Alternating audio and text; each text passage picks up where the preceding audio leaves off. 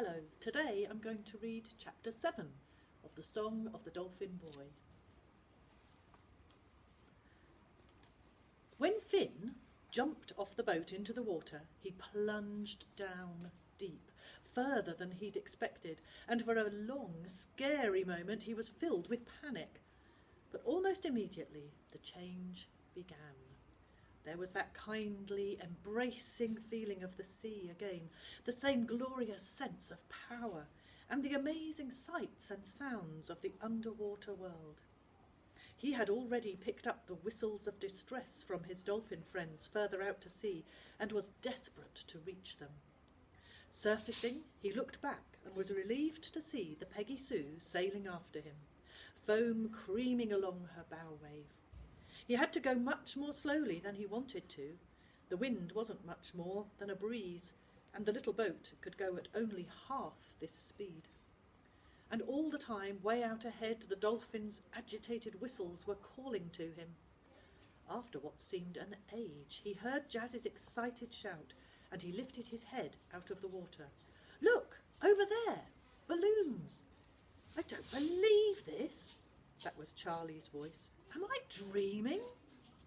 "This is really. It's just all wrong. I've got goosebumps," Amir said. Finn was suddenly afraid that the dolphins would panic if the Peggy Sue came right on top of them. He let out a few experimental whistles, not sure if he was doing it right, and felt a jolt of relief when he heard the answering whistle of his first dolphin friend. Then, suddenly, he was with them, right there, inside the pod. The young female with the string caught round her flipper was writhing feebly. It was clear that she was exhausted, nearly ready to give up the struggle. On the surface there were fewer balloons now, and a couple of dolphins had strings hanging out of their mouths from the balloons they had swallowed. It was too late to do anything about them.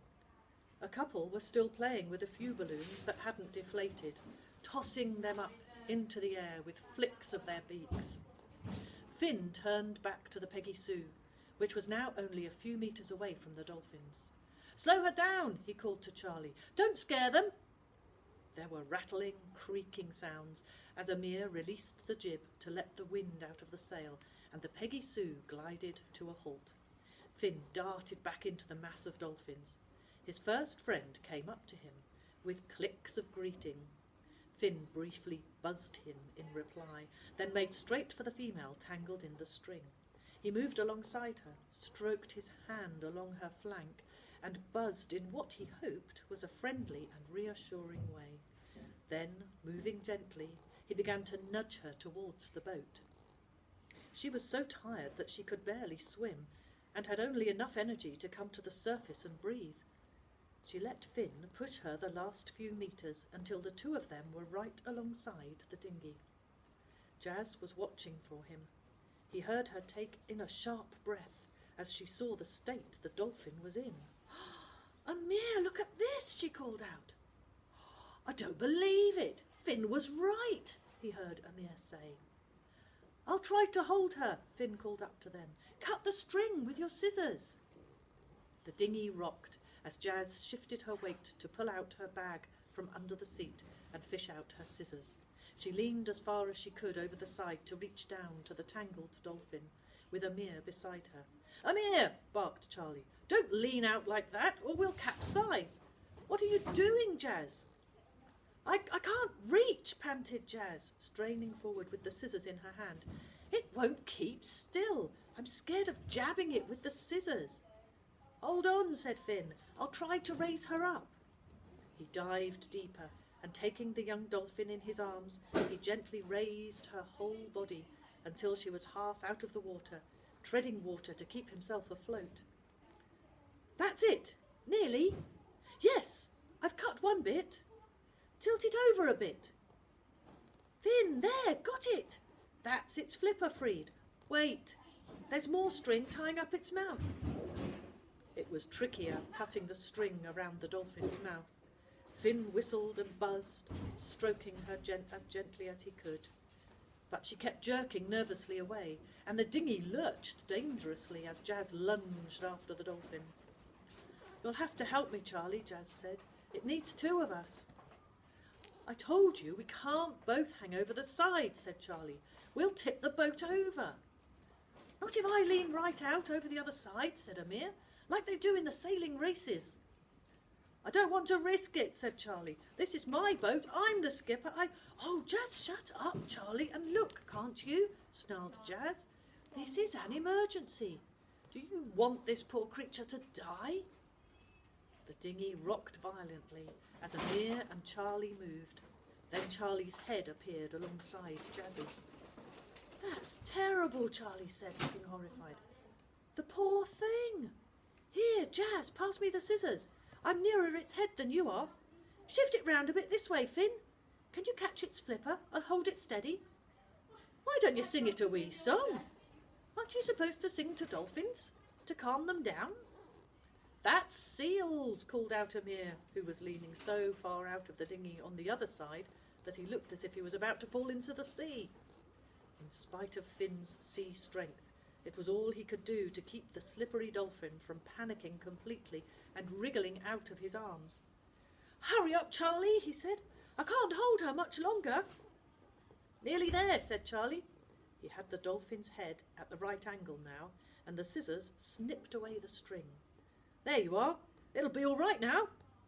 As Jazz and Charlie watched, with big grins on their faces, the dolphin shook herself, waggled her head, opened her beak experimentally, smacked her flippers down on the water, and with an energetic arching of her back, she was gone.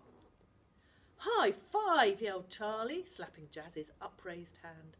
Life saved! That was great! Hey, watch out, shouted Amir. The dinghy had tipped alarmingly as Charlie and Jazz stopped leaning over the side. You could have warned me. You were moving. I nearly fell in. What's Finn doing now? Said Jazz. Look, he's grabbing the strings we cut. Wait, he's bringing them here to us. Oh, of course I am, you idiot, thought Finn, not bothering to answer. What do you want me to do? Leave all this junk in the sea so the others can get caught up in it too? He swam back to the dinghy and handed the strings and the last few balloons up to Jazz. She leaned over the side and took them. I can't see any more, he said. Can you? No, but I'm sure we let loose a whole lot more. You did, said Finn grimly. The other dolphins have eaten the rest. Wait, there are a couple more over there. He streaked away again. The pod of dolphins was a little way away now, as the Peggy Sue had started drifting. Finn grabbed the last 2 balloons, swam back to the dinghy and handed them to Charlie and Amir. Finn could see awe and astonishment in the 2 boys' eyes as they took in the transformation that had come over him. This can't be happening, said Amir, taking off his glasses to wipe off the seawater that was smearing them with salt. We've got to be in some kind of dream. No one's ever going to believe us, said Jazz. Everyone's going to think we are crazy. Better not say anything then, retorted Charlie. Anyway, what's there to tell? Finn's an amazing swimmer, and we never knew it. Been keeping it secret all these years? You've got to admit, it's typical of him. All that selkie business, it's a load of rubbish. Of course it is. Nobody can swim like that, said Amir. Besides, how did he know about the balloons and where to find the dolphins? Must have heard it from the crew of one of those launches that's been cruising around here. What launches? And since when does Finn hang around talking to sailors? Said Amir. Charlie didn't answer. His practical brain was rebelling furiously against the idea of anything magical. We'll have to tell Kyla and Dougie, said Jazz. You can't trust Dougie to keep a secret, Charlie scoffed. He'll blab it all out to his mum at once. Yes, but I can hear what she'd say, can't you? Said Amir. What a sweet story, Dougie, darling. A boy who can swim like a fish. You're so cute with your lovely imagination. Come here and give Mummy a kiss. Hey, look, interrupted Charlie. Finn's in trouble now. One of the dolphins is attacking him. Finn heard. No, he called out. He's my friend, the first one I met. Watch this. He moved alongside his friend, buzzing. An answering buzz came. Then, just as they had done before, the pair of them dived a bit and launched themselves upward with perfect timing in a glorious leap. "Wow, that's amazing!" Finn heard the children cry out. But he and his friend were off again, diving and leaping as they circled around the dinghy in a brilliant display of dolphin and sea boy acrobatics. Then, suddenly, his friend was off, streaking away through the water in pursuit of his pod. Finn almost followed him, his whole body twitching with longing as he felt the call of the dolphin's distant whistles and the pull of friendship and freedom in the deep ocean. Then Jazz called out, "Finn, that was awesome! You're amazing!" And Amir said, "You couldn't teach me to do that, could you, Finn? That leaping thing?" Then came Charlie's voice, squeaky with anxiety. "Pull on the sail, Amir, the wind's getting up. It'll drive us out to sea. It's going to be hard to get back to shore." Finn ducked his head under the water to listen longingly once more to the dolphin's departing whistle. Then he surfaced again and called out, "Don't worry, Charlie. Give me the rope. I'll tow you." "I've seen it all now," marvelled Charlie, throwing the bow rope overboard to Finn, who caught it expertly and tied it around his chest. "You're right, Jazz. We'll never be able to tell anyone about this. They'd think we were daft. I don't know what or who Finn thinks he is, but he can certainly swim like a dolphin anyway. Let's get going, Finn. This wind is getting stronger." Neither Finn nor the three children in the Peggy Sue saw the small knot of adults who had gathered on the beach, anxiously watching the little dinghy come storming back to shore. Mrs. Faridar was wringing her hands fretfully. "You should not have given them permission, Professor," she was saying. "Children alone out at sea like that, it's too dangerous."